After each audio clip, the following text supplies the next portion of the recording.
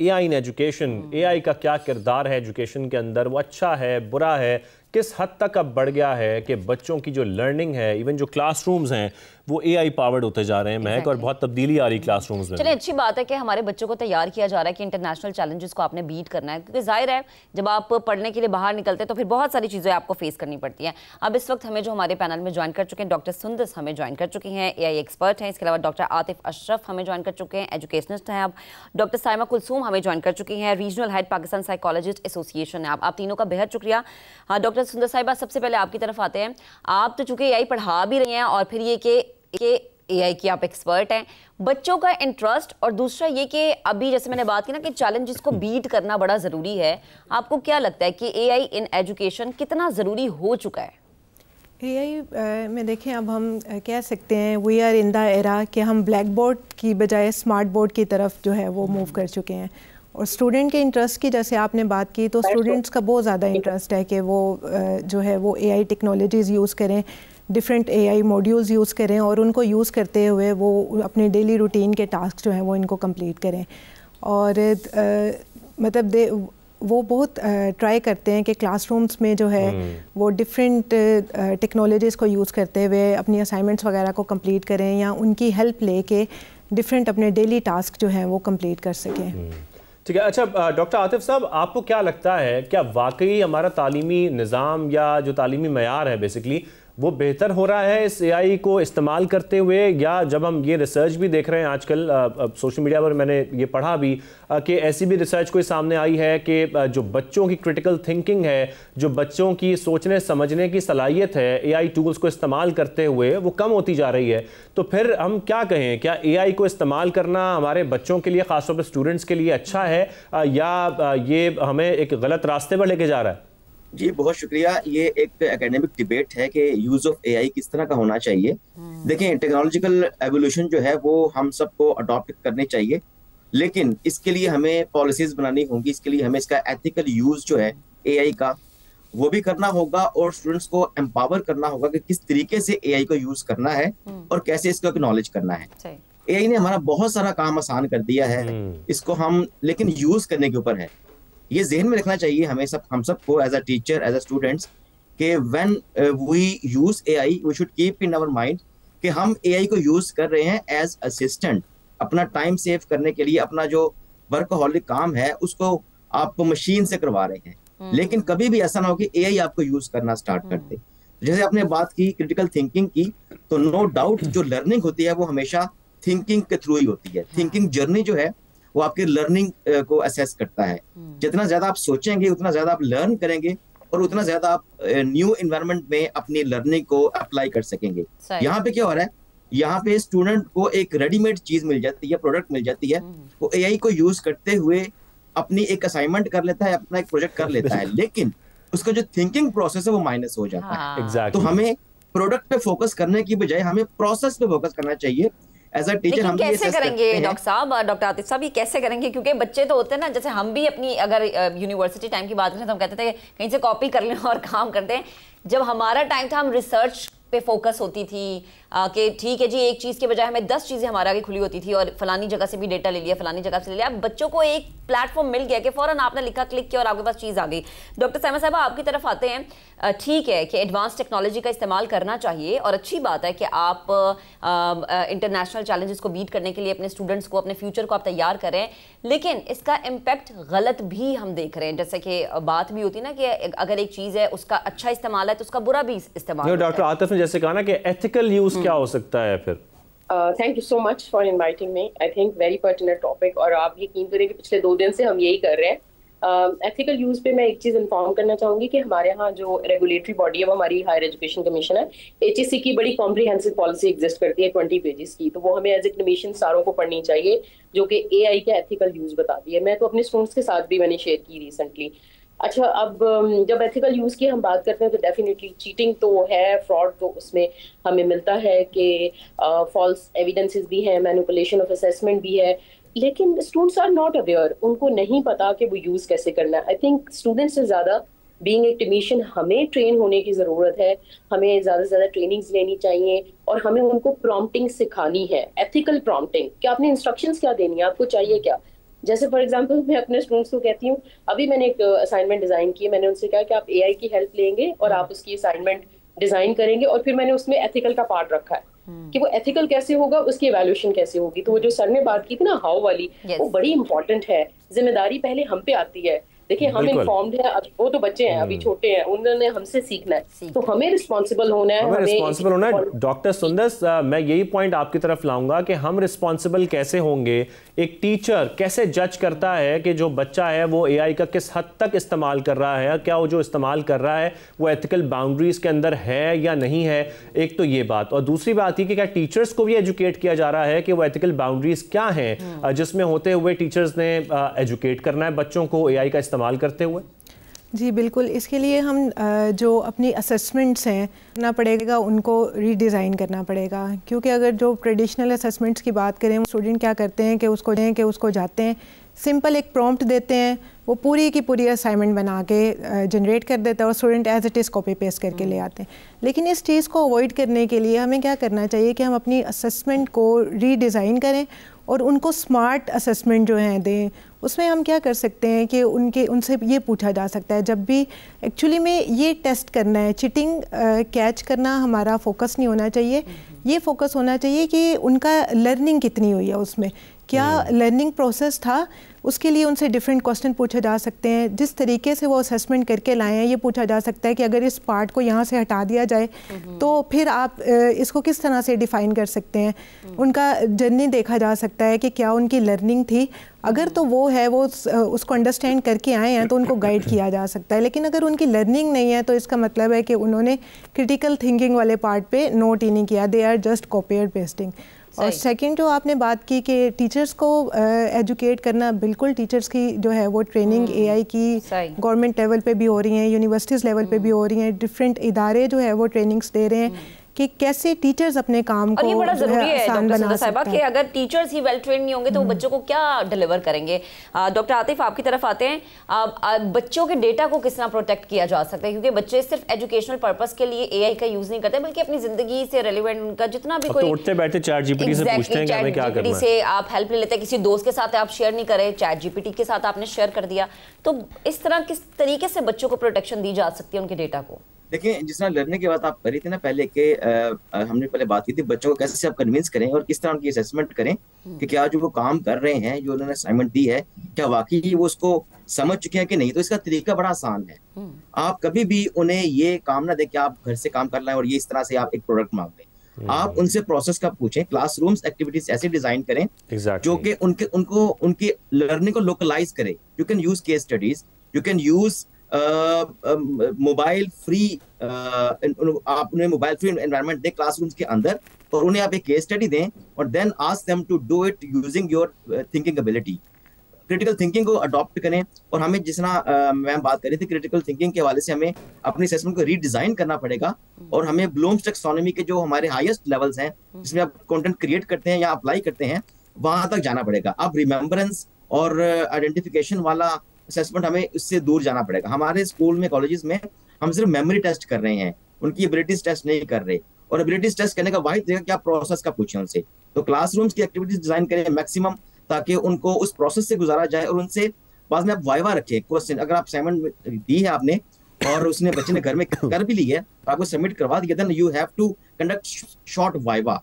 आप उससे पूछें, 2 क्वेश्चन करें, उधर ही एक्सपोज हो जाएगा अगर उसने एआई यूज किया होगा। यानी पेरेंट्स, टीचर्स सबको विजिलेंट होना जरूरी है। जाहिर सी बात है, जब एडवांस टेक्नोलॉजीज आ गई हैं तो बच्चों पर चेक एंड बैलेंस रखना भी एडवांस होना चाहिए। हमारा पैनल हमारे साथ मौजूद है, बहुत ही इंटरेस्टिंग गुफ्तगू हो रही है। हमें ब्रेक लेनी है, ब्रेक से वापस आएंगे। Stay with us.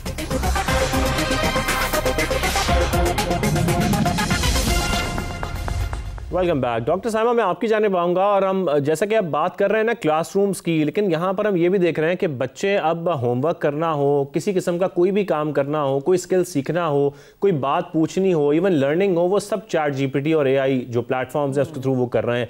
इससे उनकी सोचने की, जो समझने की सलाहियत है, क्रिटिकल थिंकिंग है, वो किस हद तक मुतासर होती है। और सेकेंडली, जैसे कि ये बात हो रही थी ब्रेक से पहले, कि जो मेमोरी टेस्ट है वो ख़त्म किया जाए और जो आपका एबिलिटी टेस्ट है वो क्लासरूम्स में लिया जाए, कि आपके क्लासरूम्स को एआई पावर्ड करके बेहतर बनाया जाए। उसका जो एनवायरनमेंट है वो हमें चेंज करने की जरूरत है। इस हवाले से जरा आप रोशनी डालिए। ये बहुत इंपॉर्टेंट बात है। इसमें आज हम यूके से कुछ लोग आए हुए थे, यही हम बात कर रहे थे कि क्या 10 साल के बाद हमारी जो आपकी फैक्चुअल और प्रोसीजरल मेमोरी है, क्या वो इंसानों की फेड ऑफ हो जाएगी? बिकॉज हम तो वो असेसमेंट भी अब कह रहे हैं कि निकाल दें, लेकिन क्यों निकाल दें? जो हमें पता होगा तो पता नहीं होगा, और क्या जो हमें पता होगा वो झूठ होगा, और या फिर हम उस पर रिलाई करेंगे? तो I think as a psychologist ये तो for me it's a big no, लेकिन इट्स अ चैलेंजिंग। अभी अमेरिकन साइकोलॉजिकल एसोसिएशन ने एक एडवाइजरी दी है हमें। हो क्या रहा था, साइकोलॉजिकल हार्म जब आ रहे थे, क्रिएटिविटी पे तो हम फोकस कर रहे हैं, लेकिन हो क्या रहा कि इतना सारा नेगेटिव इम्पैक्ट है जिसके अंदर एंजाइटी है, रेपुटेशनल डैमेज है, इमोशनल डिस्ट्रेस है, डीप फेक हरासमेंट के इश्यूज आ रहे थे। सो उन्होंने हमारे जो चैट बॉट्स हैं उनको तो क्लियरली मना किया है कि आप सेल्फ हेल्प के लिए भी, मेंटल हेल्थ के लिए भी आप उसको नहीं यूज करते। As far as the critical component of education is concerned, definitely for that matter again I would say कि टीचर को ज्यादा इंटेलिजेंट होना है। बिल्कुल, जाहिर है जब टीचर इंटेलिजेंट नहीं होंगे या वेल एजुकेटेड नहीं होंगे, डिलीवर क्या करेंगे? डॉक्टर सुंदर साहब आपकी तरफ आते हैं। हम कहते हैं जी कि बच्चों को एक अच्छा माहौल देना बड़ा ज़रूरी है ताकि बच्चे अच्छे माहौल में पढ़ें, नई चीज़ें सीखें, लेकिन क्या नई चीज़ों के लिए इदारा या जिस जगह पे बच्चे पढ़ रहे हैं वो इतने इक्विप्ड हैं कि वो उन चीज़ों को बीट कर सकें? जो बेसिक डिजिटल इंफ्रास्ट्रक्चर है वो है जी, बेसिक इंफ्रास्ट्रक्चर तो है। इसके अलावा इदारे कंटिन्यूसली कोशिश में लगे हुए हैं कि वो बेहतर से बेहतरीन सहूलियात जो है वो स्टूडेंट्स को प्रोवाइड करें, और स्टूडेंट्स भी जो है they are keen to learn. उन्हें भी बहुत ज़्यादा इंटरेस्ट है कि जो नई टेक्नोलॉजीज़ आ रही हैं वो उनको कैसे यूज़ करते हुए अपनी लर्निंग को मज़ीद बेहतर बना सकते हैं। इसके अलावा वो अपने एंड पे डिफरेंट ग्रुप्स बना के स्टडी करके डिफरेंट एक्सपेरिमेंट्स जो हैं वो करते रहते हैं।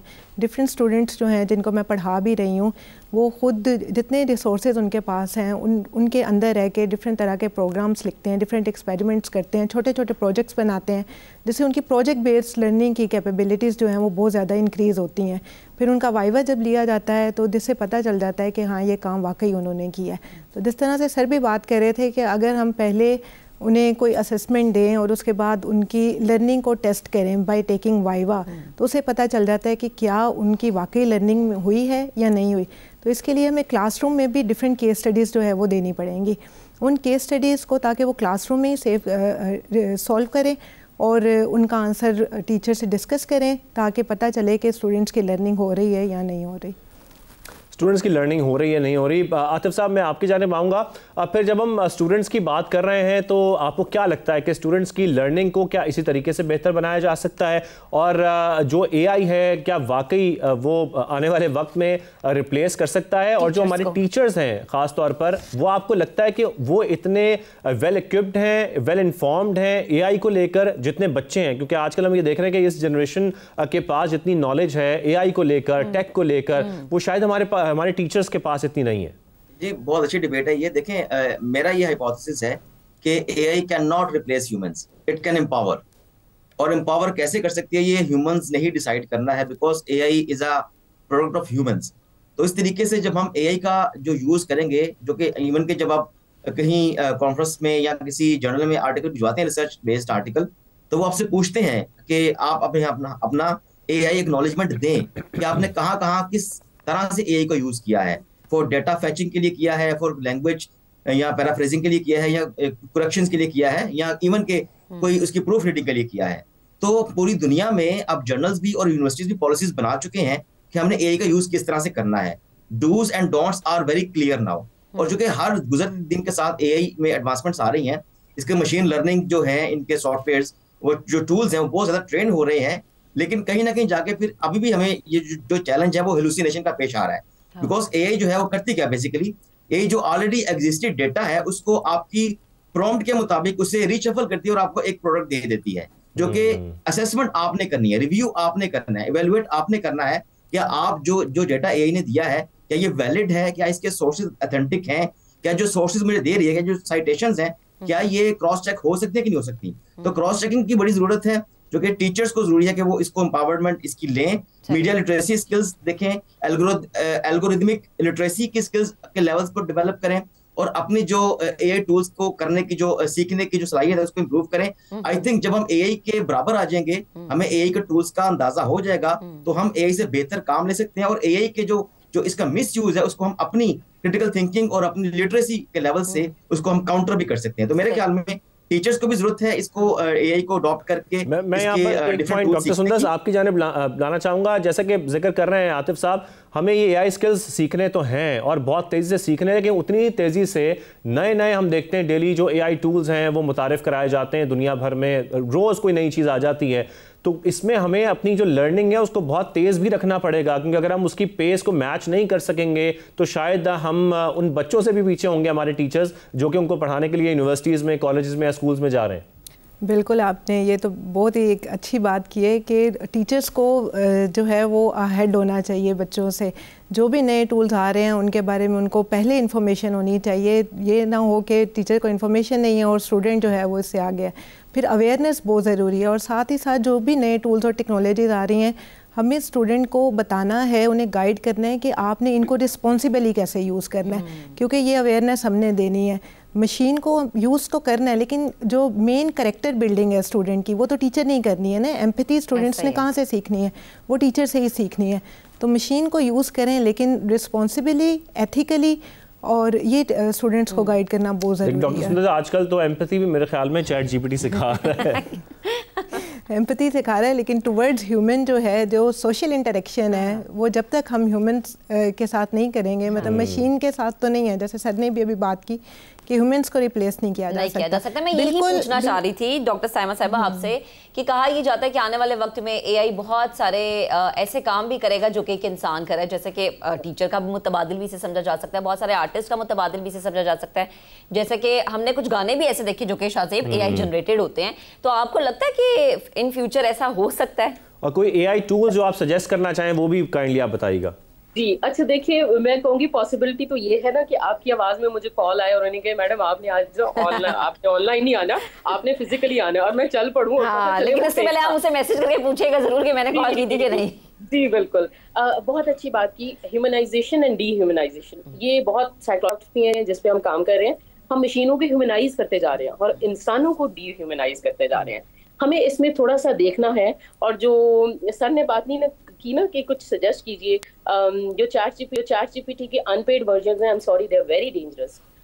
रेफरेंसेस की जहां तक बात है, साइटेशंस की बात है, सोर्सेज की बात है, हम अमेरिकन साइकोलॉजिकल एसोसिएशन को यूज करते हैं राइटिंग के अंदर, सर वो फेक है, वो बहुत गलत रेफरेंसेस करते हैं, वो उसके लिए बिल्कुल भी रिकमेंडेड नहीं है। डॉक्टर लियोन जो कि यूके लीड्स यूनिवर्सिटी से हमारे साथ आज थे, उन्होंने कहा बिग नो वो आपने नहीं यूज करना। तो आप जो है वो बेहतर एलएलएम मॉडल्स जो हैं वो इंजीनियर्स कैन सजेस्ट वो यूज करें जो कि ऑथेंटिक हैं, जो ऑथेंटिक हैं वो मॉडल्स यूज किए जाएं। और जिस तरीके से अब एडवांसमेंट हो रही है हम सबको बहुत ख्याल भी करना है। एंड आई होप कि हम तो यहाँ पर डिस्कशन कर रहे हैं लेकिन जो सुनने वाले लोग हैं वो भी इस बात पर अमल करें कि अपने बच्चों का ख्याल भी रखें, उन पर नज़र भी रखें, और जो एथिकल बाउंड्रीज की हमने बात की क्लासरूम्स में वो भी बड़ी इंपॉर्टेंट है। महक।